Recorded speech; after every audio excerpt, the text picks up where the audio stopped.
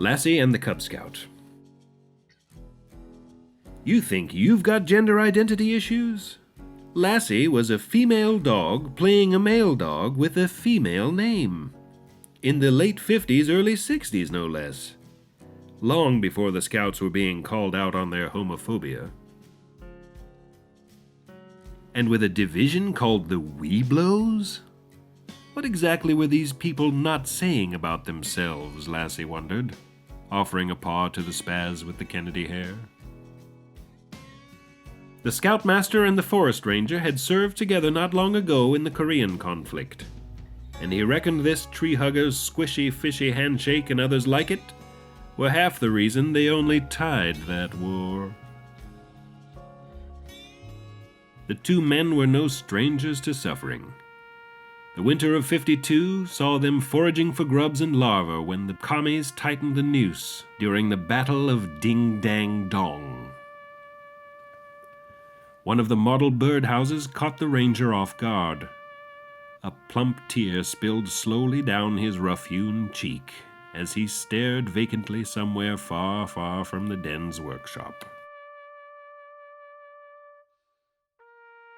Boys, this may come as a surprise to you, but what you've recreated here, replete with ball perch, is something the survivors of my platoon along the banks of the Yalu River came to know as the Yaknapatoffa Papastoppa, a.k.a. the Willitine. The Reds made us slide ourselves into them for rations, gambled on who'd blink first. Scorpions, hornets, baby snapping turtles. You never knew, boys. You never goddamn knew. Gotta go, blurted Danny, hastily gathering up his hopefully less nostalgic project, scrambling toward the door. So how is the crafts powwow? Dan's mom asked, causing him to knock his box of nails all over the counter. Fine, Mother! Fine!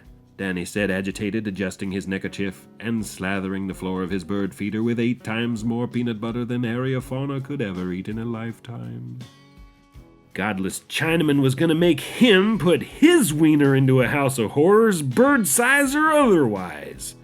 Why, he'd pound their sneaky hides all the way back to Peking if they tried some shit. Lassie had been out all morning chasing rabbits and barking at snowmobiles. She thought Danny's doing goofy crap like this was what kept the girls at arm's length. But it wasn't her place to say. Ask not what birds can do for you, he solemnly reflected. Ask what you... Even! Cried Danny, losing his purchase on the icy branch and falling several meters as Lassie stood by bemused.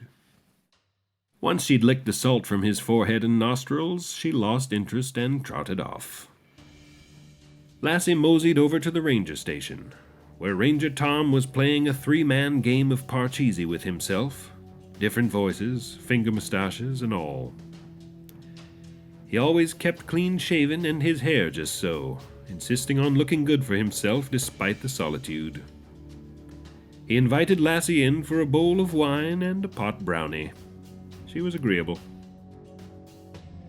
She thought about texting him right away the next morning, but decided to play it coy. She sauntered back to where that dim-wit Danny was still out cold.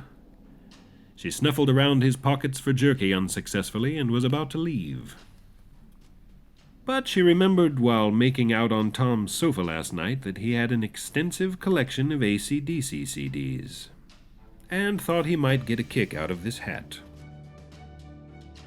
She scratched at the door and dropped the cap at Tom's feet. He greeted her with a mere scratch behind the ears, put the cap on, and stomped around in the snow for a few minutes, playing air guitar to Back in Black.